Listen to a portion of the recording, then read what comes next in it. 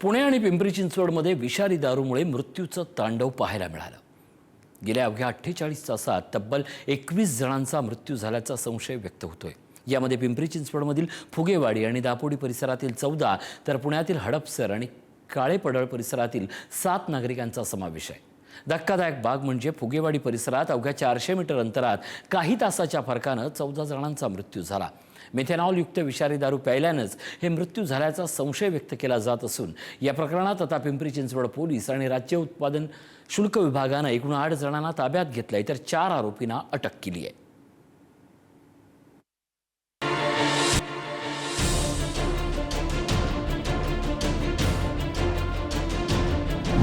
पिंपरी चिंचवडमधील दापोडी फुगेवाडी आणि पुण्यातील हडपसर काळेपडळ परिसरामध्ये संशयित विषारी दारूमुळे मृत्यूची मालिका सुरूच आहे।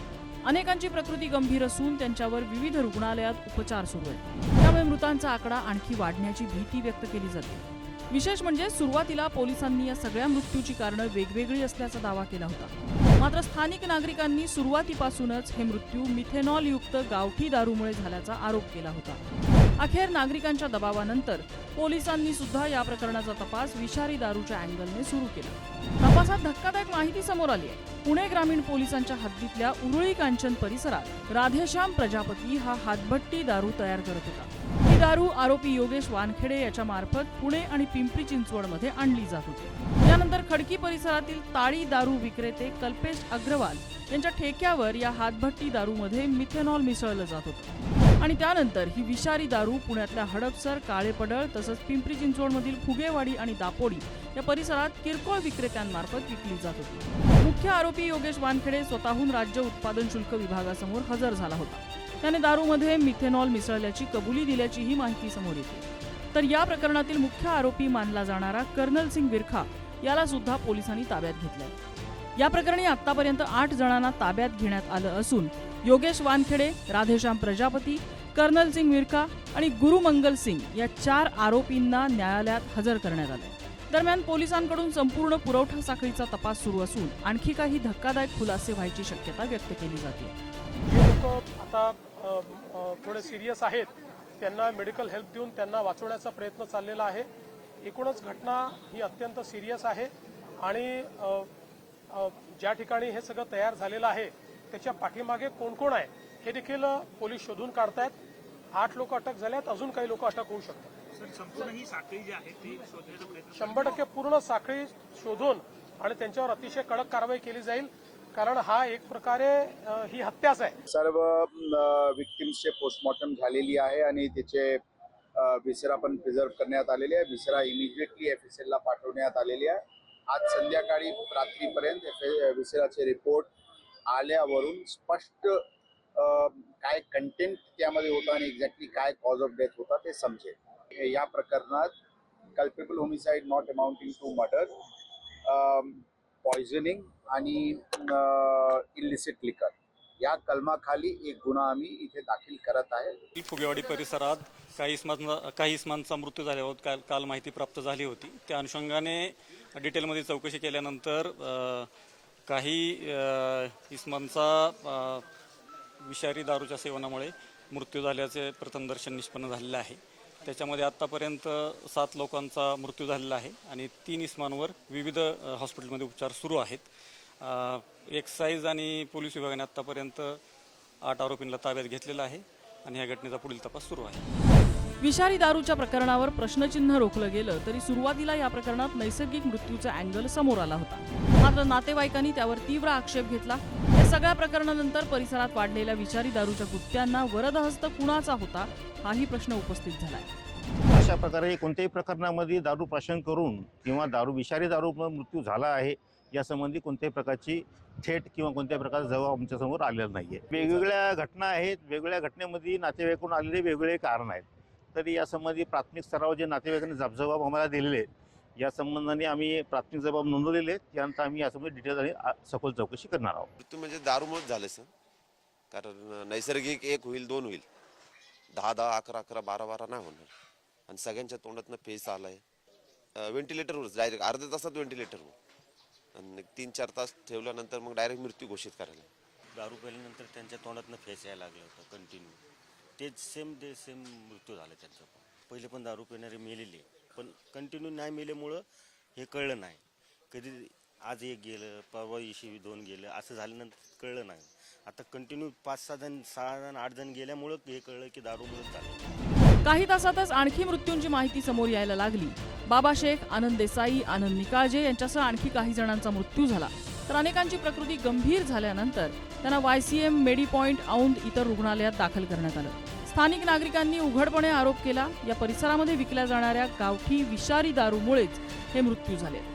राष्ट्रवादी काँग्रेसचे नेते आणि माजी महापौर योगेश बहल यांनी या प्रकरणामध्ये सखोल चौकशीची मागणी केली आहे. काय अवैध दारू विक्री होते, ते अवैध दारू विक्री होतेच कशी काय मुळात, का ह्याच्यावर त्यांच्यावर कारवाई होत नाही आणि पोलीस एवढं गाफील कसं राहतात. आणि आज आपण पाहिलं 1 नाही 2 नाही तर आता जे प्राथमिक जी माहिती मिळते साधारणतः 4 बॉडी आतापर्यंत YCMला 3 बॉडी आल्या आहेत आणि एकंदरीत 11 लोकांचा जीव गेलेला आहे. अशी खूप दुर्दैवी बातमी. 11 लोक ही काय कमी नाही आहेत, परंतु ही आता जी माहिती मिळते त्या माहितीवरनं मी बोलतोय. झोपडपट्टीमध्ये मोठ्या संख्येनं असा गरीब माणूस राहतो आणि तो असा स्वस्तामध्ये मिळणाऱ्या दारू घेण्याचं काम करतो. विकणारे देखील करतात. आज ही दारू हडपसरच्या लमान तांडापासून ती दारू सप्लाय झाली होती आणि याचा पाळामुळा माननीय पोलीस विभागाचे अधिकारी यांनी केलेला आहे. त्याच्यामध्ये 8 लोकांना ताब्यामध्ये घेतलेत पोलीस अधिकाऱ्यांनी, पोलीस विभागाच्या अधिकाऱ्यांनी. 5 लोकांवर कारवाई केलेली आहे. एक्साईजवाल्यांनी 3 लोकांवरती कारवाई केली आहे. दरम्यान तपासात मोठा धागा समोर आलाय. राज्य उत्पादन शुल्क विभागाच्या प्राथमिक तपासात दारूमध्ये मिथेनॉल मिसळल्याचा संशय व्यक्त करण्यात आला. आरोपी योगेश वानखेडे हा पुणे आणि पिंपरी चिंचवड परिसरात स्पिरिट आणि भेसळयुक्त दारू पुरवत असल्याची माहिती तपासात समोर आली. उरळी कांचन परिसरात तयार होणारी ही दारू हडपसर आणि फुगेवाडीमध्ये पुरवली जात होती. कर्नल सिंग विरखा नावाच्या गुत्ता चालकाला ही दारू विकण्यात आल्याचा संशय तपास यंत्रणांनी व्यक्त केला आहे. आता या दारूची विक्री नेमकी कशी व्हायची? उरळी कांचन परिसरात राधेश्याम प्रजापती हातभट्टीची दारू तयार करायचा. या तयार दारूची ठोक विक्रेता योगेश वानखेडे याला विक्री व्हायची. योगेश वानखेडे पुणे आणि पिंपरी चिंचवडमध्ये दारू आणायचा. खडकी परिसरातल्या ठेक्यावर दारूमध्ये मिथेनॉल मिश्रण व्हायचं. कल्पेश अग्रवाल याच्या ठेक्यावर मिथेनॉल मिसळल्याचा संशय आहे. विषारी दारू पुण्यातल्या हडपसर आणि काळेपडळमध्ये पोहोचली. पिंपरी चिंचवडमधल्या फुगेवाडी आणि दापोडी भागातही त्याचा पुरवठा झाला. प्रमुख किरकोळ दारू विक्रेत्यांना मोठ्या प्रमाणात सप्लाय झाला. कर्नल सिंग विरखा याने मिथेनॉल युक्त दारू खरेदी केली. फुगेवाडी दापोडी परिसरात किरकोळ विक्रीनंतर ही मृत्यूची मालिका सुरू झाली. या प्रकरणानंतर पोलिसांनी चौकशीची सूत्र वेगाने फिरवली. संशयित कॅन जप्त करण्यात आले. फॉरेन्सिक टीम दापोडी पोलीस ठाण्यात दाखल झाली. पुणे आणि पिंपरी चिंचवड पोलिसांनी संयुक्त तपास सुरू केला. या प्रकरणावरनं आता राजकीय वातावरणही तापलंय. विरोधकांनी पोलीस प्रशासनावर गंभीर आरोप केले. आमदार रोहित पवार यांनी ससून रुग्णालयात जाऊन पीडित कुटुंबियांची भेट घेतली. तर विधान परिषदेचे विरोधी पक्षनेते अंबादास दानवे यांनी पोलिसांवर गुन्हे दाखल करायची मागणी केली. शिवबा संघटनेने सुद्धा 2 महिन्यांपूर्वी पोलिसांना तक्रारी देऊन कारवाई न झाल्याचा आरोप केलाय. ससूनवाले लोक आम्हाला सांगतायत की कॉन्फिडेन्शियल असल्यामुळे तुम्हाला सांगता येणार नाही. मग पोलिसांनी कुठलं टोन घेऊन काल सांगितलं होतं की हे जे माणसं मेलेली आहेत ते हृदयविकाराने मेलेले आहेत. म्हणजे काल बोलायचं आणि ससूनला आल्यानंतर आम्हाला अधिकारी सांगतायत नाही कॉन्फिडेन्शियल असल्यामुळे आम्हाला सांगता येणार नाही कशामुळे आलंय. प्रिलिमिनरी रिपोर्ट हा म्हणजे कुठं ना कुठेतरी कोणाला तरी वाचवलं जातंय. याच्या पाठीमागे आपण जर बघितलं तर एक व्यक्ती स्वतःहून पुढे येऊन कुठेतरी दिल्ली पोलिसांमध्ये स्वतःला ताब्यात दिलेला आहे. म्हणजे याच्या पाठीमागे कोणतरी मोठा माणूस आहे आणि त्याचं नाव वाचवण्याचा प्रयत्न केला जातो आणि कुठे ना कुठे पोलीस सुद्धा याच्यामध्ये इन्व्हॉल्ड आहे. खरं तर अशा पद्धतीनं विषारी दारू विक्री होतीये म्हणजे ती अनधिकृत. याचा अर्थ पोलिसांच्या आशीर्वादाशिवाय हे होऊ शकत नाही 100%.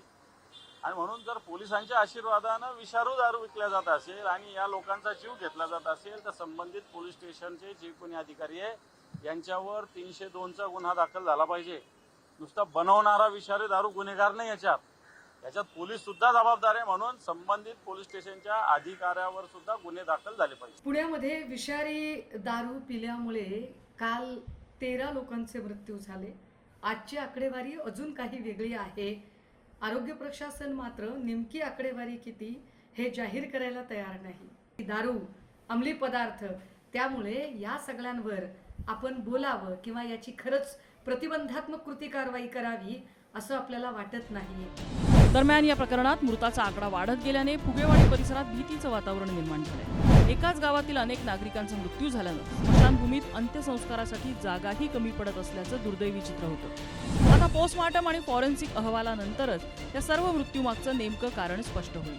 मात्र विषारी दारूच्या या संशयित रॅकेटने पुणे आणि पिंपरी चिंचवडमधील अवैध दारू व्यवसाय पुन्हा एकदा उघड्यावर आणलाय. पुणे आणि पिंपरी चिंचवडमध्ये संशयित विषारी दारूमुळे झालेल्या मृत्यूच्या मालिकेमुळे संपूर्ण राज्य हादरलेलं आहे. सुरुवातीला वेगवेगळ्या कारणांनी मृत्यू झाल्याचा दावा करणाऱ्या यंत्रणांना सुद्धा आता या विषारी दारूच्या अँगलने तपास करावा लागतो. मिथेनॉल मिश्रित दारूचं हे रॅकेट नेमकं किती मोठं आहे, या साखळीत आणखी कुणी सहभागी आहे का, आणि सर्वात महत्त्वाचं म्हणजे वेळेत कारवाई झाली असती तर हे जीव वाचले असते का, या सगळ्या प्रश्नांची उत्तरं आता तपास आणि फॉरेन्सिक अहवालातून समोर येणार आहे. पुण्याहून बालाजी पोद्दार आणि तुषार झरेकर सह ब्युरो रिपोर्ट, पुढारी न्यूज.